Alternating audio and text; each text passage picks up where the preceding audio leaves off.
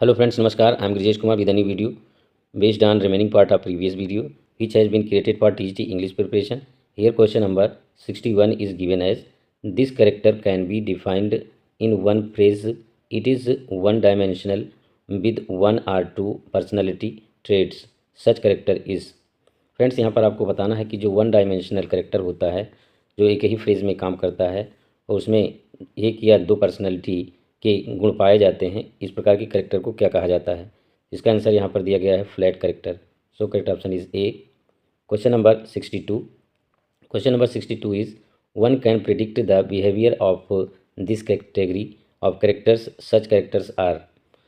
ऐसा करेक्टर जो कि दूसरे के बिहेवियर को प्रिडिक्ट करता है, इस प्रकार के करेक्टर को क्या कहा जाता है, तो इसको कहते हैं flat character. So correct option is C. Question number 63। Question number 63 is this character is complex like the real people. It is multi dimensional. Such character is. जो करेक्टर मल्टी डायमेंशनल होता है उस करेक्टर को क्या कहा जाता है, यहाँ पर दिया गया है इसका answer round character. So correct option is B. Question number 64। Question number 64 is such characters surprise the readers by their action और behaviour. These characters are known as. ऐसे करेक्टर जो कि रीडर को अपने एक्शन या बिहेवियर के द्वारा surprise करते हैं, इसको किस नाम से जाना जाता है। इसका यहाँ पे आंसर दिया गया है round character. So correct option is B. Question number 65। These are the characters that appear repeatedly in a literary genre.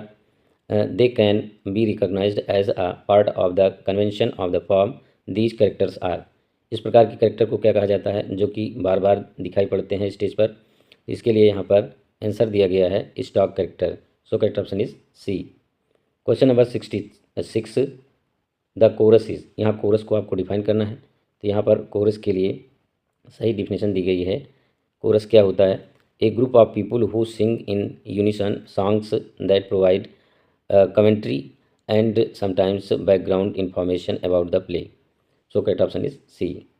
ये इसकी डिफिनेशन हो गई। Question number 67।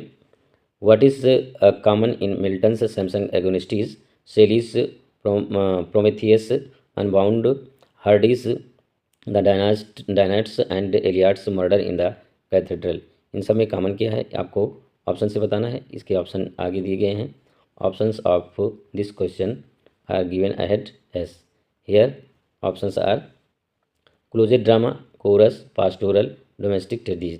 तो ये होता है chorus. So correct option is B. Question number 68। Question number 68 is fool in King Lear, Enobarbus in Antony and Cleopatra, Thersites in Troilus Cressida and Seth Beckwith in mourning becomes Electra are the instances of. ये सब किसके example हैं यहाँ पर आपको बताना है। तो यहाँ पर इसका आंसर दिया गया है choral characters. So correct option is D. Question number 69। A word which becomes lifeless due to over use. एक ऐसा वर्ड जो ओवर यूज़ के कारण लाइफलेस हो जाता है, इसके लिए कौन सा वर्ड आएगा। ये लिटरेरी टर्म से लिया गया है, तो ये होता है cliché.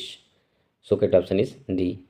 Question number 70। Question number 70 is it is a plot device which is used to cause suspense। A story or plot line comes to an end suddenly।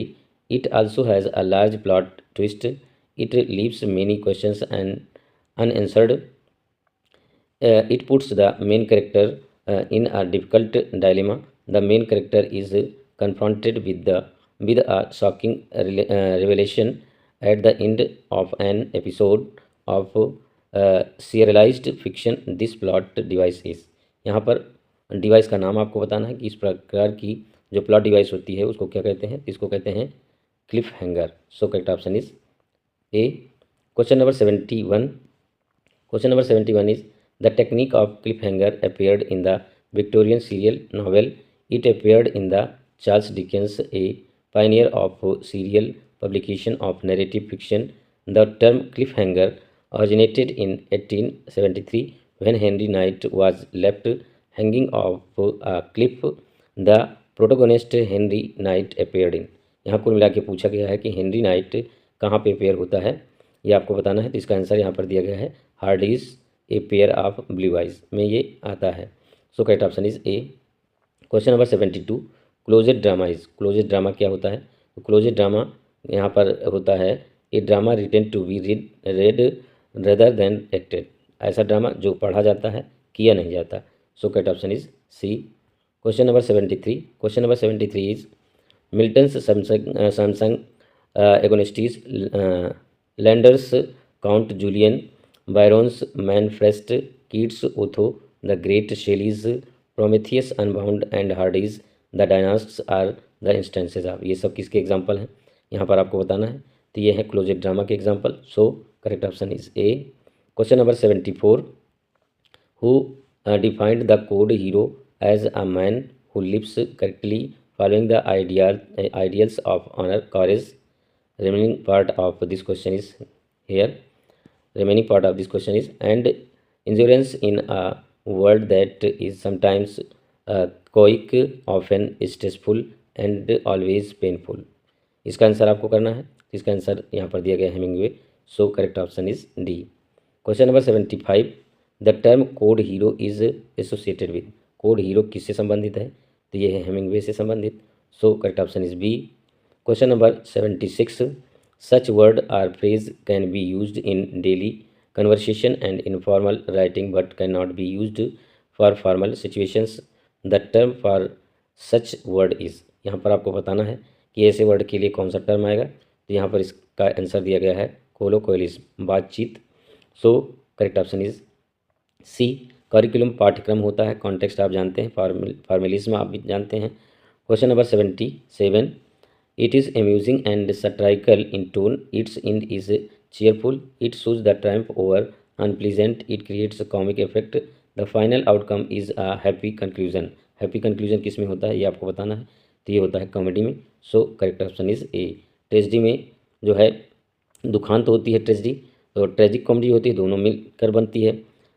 यहाँ पर क्वेश्चन नंबर 78 दिया गया है, comedy is derived from the comedia revel song, comedia is. Comedia किस भाषा से लिया गया है ये आपको बताना है यहाँ पे। तो ये लिया गया है ग्रीक वर्ड, ग्रीक भाषा से लिया गया है। So correct option is C. Question number 79, the merchant of Venice, measure for measure, all is well that ends well and the winter's tale are. ये किससे रिलेटेड हैं आपको बताना है। तो ये हैं dark comedies of Shakespeare. So correct option is C. Question number 80 and last question of this session. I will continue creating videos for TET English preparation if you support me by subscribing my channel. Here question number 80 is flagellum, blood, yellow bile, choler and black bile melancholy are known as। इन सबको किस नाम से जाना जाता है? Literary forms हैं, literary terms हैं। तो ये जाने जाते हैं ह्यूमर के नाम से। ये यानी कि ह्यूमर के ये एलिमेंट हैं, flagellum, blood, yellow bile, choler और ब्लैक बाइल, मेलानकोली, ये ह्यूमर के ही तत्व होते हैं। So correct option is B. Friends आज की वीडियो में बस इतना ही। यदि वीडियो आपको अच्छा लगे लाइक करें, ना अच्छा लगे डिसलाइक करें, कमेंट करना बिल्कुल भी ना भूलें। और कमेंट के माध्यम से यदि आप कोई सजेशन देना चाहते हैं तो वो भी दे सकते हैं। और अंत में मैं वही पुरानी बात कहूँगा कि यदि इस वीडियो से आपको टीजीटी के लिए कुछ लाभ मिलता है तो please support me and subscribe my channel to get notification as soon as you wish. Thank you very much.